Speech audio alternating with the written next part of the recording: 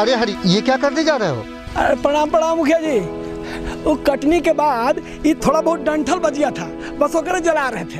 तुम्हारा दिमाग खराब है कार्य हरी। राधे श्याम के खलिहान में थ्रेसर के चिंगारी से आग लग गया था।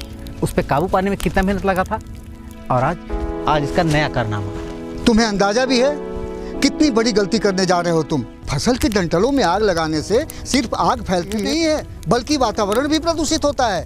अरे मुखिया जी, ये सबसे कुछ नहीं होता है। राधे श्याम खलिहान पर डंटल नहीं जलाया था, फिर भी आग लगा कि नहीं? होनी को कौन टाल सकता है? आग लगने का सिर्फ एक ही कारण नहीं होता है, इसके बहुत से कारण होते हैं।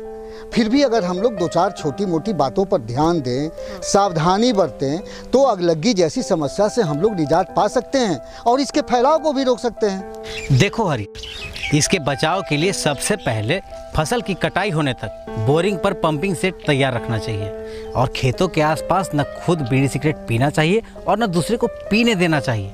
लेकिन फिर भी आग लग जाती है तो आग बढ़ने वाली दिशा में कुछ दूरी पर फसल कटाई कर देनी चाहिए। हमारे गांव में बिजली के लूज तारों से निकली चिंगारी से भी आग लगती है।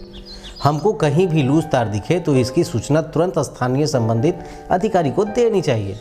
इसके अलावा जिन खेतों में फसल पक गए हों, उन खेतों के आसपास थ्रेसिंग का कार्य नहीं होना चाहिए।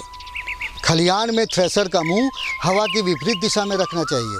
साथ ही खलिहान के पास 2 टब में भरा हुआ पानी होना चाहिए और खेतों के आसपास हवन बिल्कुल नहीं होना चाहिए। फसल की ढुलाई के लिए खेतों के बीचों बीच से पिकअप, ट्रैक्टर या अन्य वाहनों का प्रयोग नहीं करना चाहिए।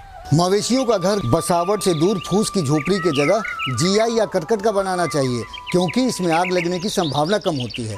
मवेशियों को बांधने की रस्सी जूट की होनी चाहिए, साथ ही खूंटे और रस्सी उनके क्षमता के अनुसार हो, ताकि आपातकालीन स्थिति में वो इसे आसानी से तोड़कर भाग सकें। इसके अलावा इनके घरों के आसपास आग बुझाने के लिए पर्याप्त मात्रा में पानी, मिट्टी और बालू भी होना चाहिए। अरे बाप रे बाप, ये सब तो हमको पता नहीं था। अगर हम लोग थोड़ा सा भी ध्यान दें तो इस अगलगी को हम लोग रोक सकते हैं और अपने खून पसीने से उगाई हुई फसल को बर्बाद होने से बचा सकते हैं।